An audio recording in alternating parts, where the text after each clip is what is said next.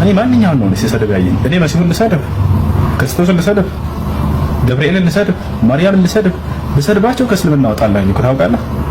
የትኛውን አካል ልሰድብ? አብርሃምን ልሰድብ፣ ይስሐቅን ልሰድብ፣ ያዕቆብን ልሰድብ፣ የነብያትን አምላክ ልሰድብ? አላደርገውም። ይልቁንስ በእነዚህ ላይ መጽሐፉ የዋሸባቸውንና የሌለ ትምህርት በእነዚህ ላይ የተናገረውን አጠራለሁኝ። እንዳው የነብያትን መንገድ አጥርቼ ለትውልድ አሳያለሁ። እና አብርሃም እና ይስሐቅ እና ያዕቆብ እና ዮሴፍ ጻድቅ ናቸው ብዬ ነው የማስተምረው። ያለ ክርስቶስ ደም አልዳኑም። እነዚህ ናቸው እንዴ አንድ ሀሳብ አልቆጥራቸውም። ቆይ ባለፈው ሰው ነው የምታመልኩ ብለናል። አሁን እሱ ትክክል እያለሁ መጽሐፍ ቅዱስ ስለሚሄድ ማስረጃ ላሳይ። አሚኖ ለምን አወረድከው? ምን ናቸው አድሚኖች እንዴ? ለምን ታርዳላችሁ? እኔ እያናገርኩት አይደል እንዴ?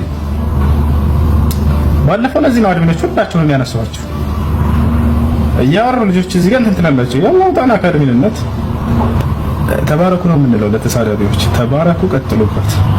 እንኳን ነገራችሁልን ስለምና መስማት የማይፈልገውን ህዝብ ይነግሩልናል። እኛ ጋር ይመጣሉ። ገብቷቸዋል አይደል? ከዛ ይጠይቃሉ፣ ይረዳሉ። ሂዱበት፣ እንሄድበታለን።